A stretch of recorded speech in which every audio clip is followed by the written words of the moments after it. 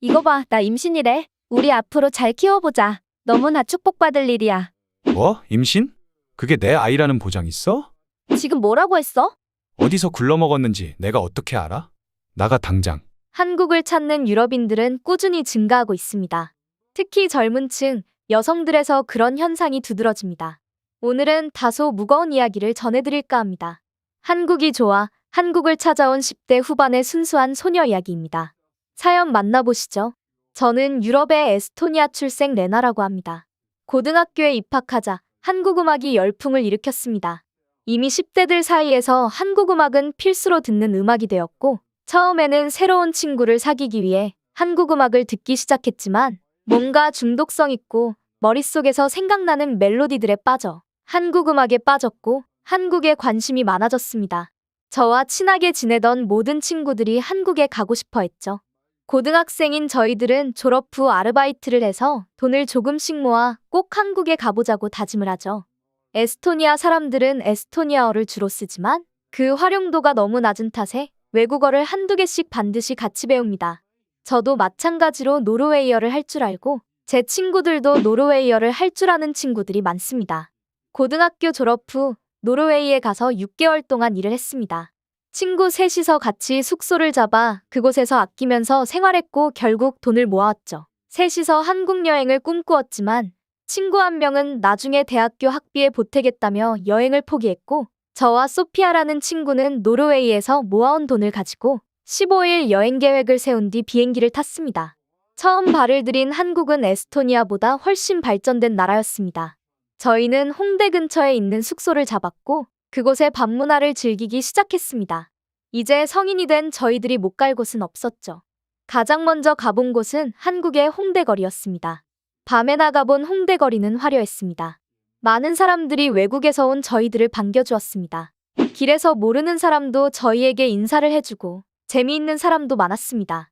한국 음식도 먹어보고 길거리를 다니며 아이스크림도 사 먹으면서 한국의 분위기를 느끼고 있었죠. 그리고 음악 소리가 크게 들리는 곳으로 자연스럽게 발걸음이 닿았습니다. 눈앞에 말로만 듣던 클럽이 있었죠. 에스토니아에서도 가본 적 없는 클럽은 말로만 듣던 곳이었습니다. 음악과 함께 춤을 추는 그런 곳이요. 그리고 자연스럽게 이성 간의 만남도 이어질 수 있다는 이야기를 들었습니다. 저와 소피아는 가볼까 하는 호기심에 문 앞을 서성였습니다. 그러자 클럽 입구에 서 있던 어떤 남자가 저희 보고 입장료를 받지 않을 테니 그냥 들어가도 된다고 해주었습니다. 그리고 맥주도 하나 손에 쥐어주겠다고 하면서 저희를 꼬셨죠. 저와 소피아는 신기한 경험을 한다고 생각해서 클럽 안으로 들어갔습니다. 너무 시끄러운 음악 소리에 귀가 아프기도 했지만 금방 적응했습니다. 기대했던 한국 음악은 잘 나오지 않았지만 그래도 흥이 나고 다들 즐거워하는 분위기였죠. 그리고 저희에게 한국 남자들이 다가와서 말을 걸어주곤 했습니다. 뭔가 모르게 무서운 기분이 들어서 그 자리를 피해 다녔죠. 무료로 받은 맥주 한 병도 다 마셨고 저희와 어울리지 않는다고 생각해서 클럽 밖으로 나가고 있었습니다. 클럽을 빠져나가는 길에 어떤 잘생긴 한국 남자 한 명이 저한테 말을 걸며 연락처 좀 받을 수 있냐고 하더군요. 한국 아이돌 가수처럼 생긴 외모에 호감을 느꼈고 연락처를 주었습니다. 그리고 클럽을 빠져나왔죠. 얼마 시간이 지나지 않아 그 남자에게 연락이 왔습니다. 저도 호기심이 있었고 만날 수 있냐는 요청에 응했죠. 그 남자는 서울의 이곳저곳을 구경시켜 주었죠. 솔직히 그 남자와 돌아다니는 것도 재미있었습니다. 그리고 금방 연인 관계로 발전하게 되었습니다. 소피아는 먼저 에스토니아로 돌아가고 저는 여기 좀 더 남아서 지내기로 마음먹었습니다. 그 남자 때문이라고 물으신다면 그게 맞습니다. 대학생이던 그는 부산에서 고등학교를 졸업하고 대학을 이곳 서울로 왔다면서 원룸에서 혼자 거주하고 있었죠. 소피아가 돌아간 뒤로는 남자친구네 집에서 같이 지내게 되었습니다. 어차피 저는 집안 사정도 좋지 못해서 대학에 갈 상황도 아니었고 돌아가면 노르웨이에 가서 취업을 할 생각이었죠.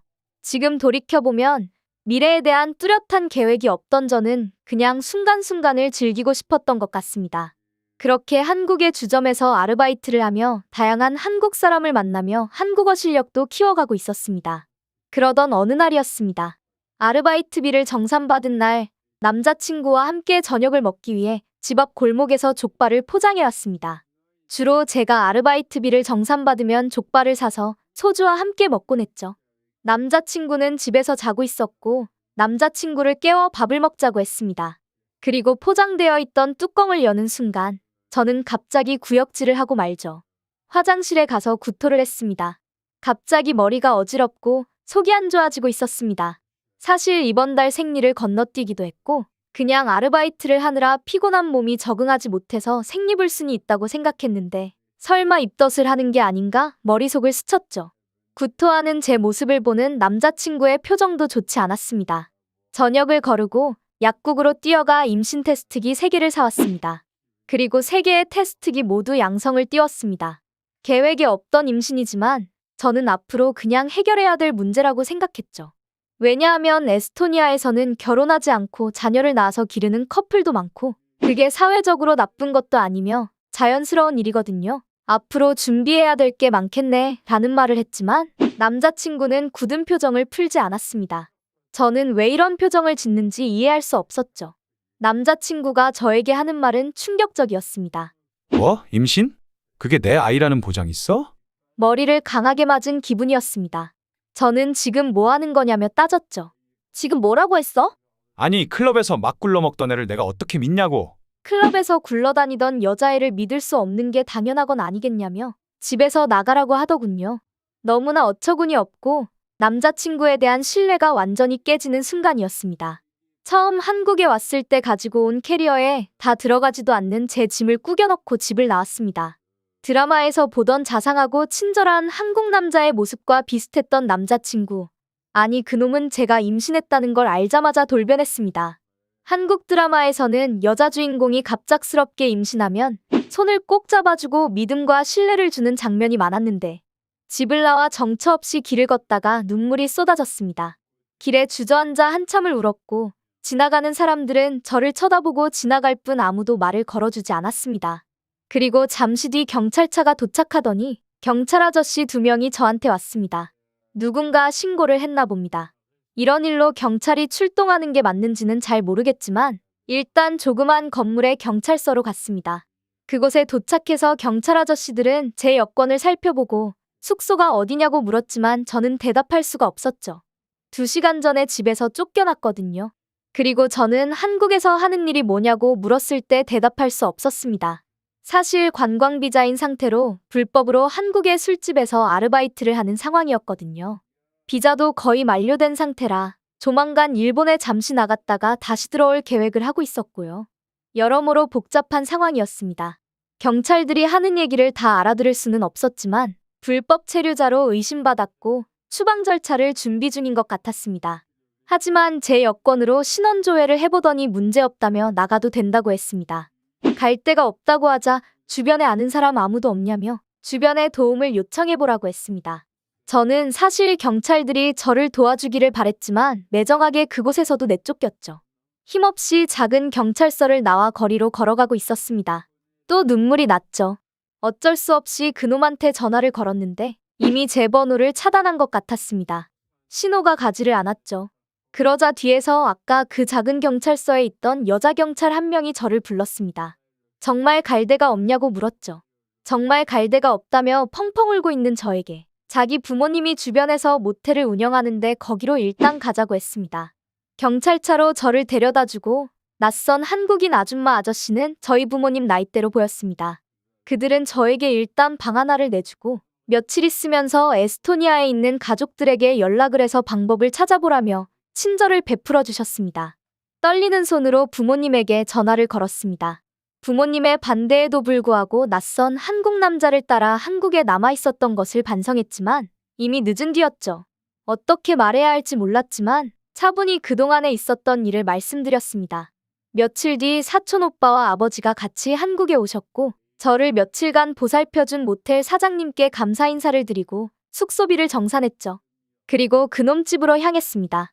아직 뻔뻔하게 그 집에 있던 그놈은 집에 다른 한국 여자와 함께 있었습니다. 뭔가 오해가 있어서 그놈이 저한테 이런 대접을 했다고 생각했어서 가족들과 가서 이야기를 해볼 생각이었지만 그럴 만한 가치도 없는 사람이었죠. 그놈과 같이 있던 여자는 그놈에게 이게 무슨 상황이냐고 화를 내더니 나가버렸고 그 여자가 나가버리자 그놈은 저에게 왜 찾아왔냐며 화를 내기 시작했습니다. 화를 참지 못한 저희 사촌 오빠가 주먹을 날렸고 그놈은 한 방에 나가떨어졌죠. 힘없이 주저앉아 있는 한심한 그놈의 모습도 불쌍해 보이기까지 했죠. 그렇게 미련을 접고 에스토니아로 돌아갔습니다. 에스토니아에서는 산모가 출산 여부를 정할 수 있습니다. 아이를 포기해도 건강보험이 적용되어서 50% 비용이 지원됩니다. 저는 다시 혼자가 되었습니다. 한국 음악에 빠져 한국에 대한 로망을 가지고 한국이라는 나라를 찾았습니다. 다양한 볼거리와 다양한 문화가 있는 한국은 좋은 곳이라는 생각을 했습니다.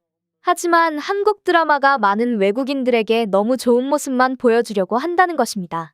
저는 노르웨이어에 익숙하기 때문에 노르웨이에서도 저와 비슷한 사례가 있나 찾아보았습니다. 공통적으로 한국 남자들은 자신이 했던 일에 책임을 지지 않으려 한다는 특징이 돋보였다고 합니다. 꼭 결혼을 해야 출산을 한다는 공식이 성립하는 한국이라는 곳에서 책임감을 기대하기 어려워 보였습니다. 저 또한 그 때문에 축복받아야 할 일이 아픈 기억으로 남게 되었고요. 아직도 그놈을 원망하냐고요? 그렇지는 않습니다. 그는 단지 한국이라는 사회 분위기에 맞게 행동한 것이라는 생각이 듭니다. 저는 큰 상처를 받아왔지만 여전히 한국 음악과 드라마를 즐겨보고 있습니다. 제가 단지 운이 없어서 나쁜 남자를 만났다고 생각하는 게 더 마음이 편합니다. 당연히 한국에서도 이런 상황에서 책임감을 가지고 대처를 할 남자들도 많겠죠. 하지만 저는 한국으로 가는 많은 사람들이 한국인 연인을 만나게 된다면 유럽 사람들과는 다른 생각을 가지고 있다는 걸 알려드리고 싶었습니다. 글 읽어주셔서 감사합니다. 오늘 사연은 여기까지입니다. 구독과 좋아요 부탁드리며 다음에 또 찾아뵙겠습니다.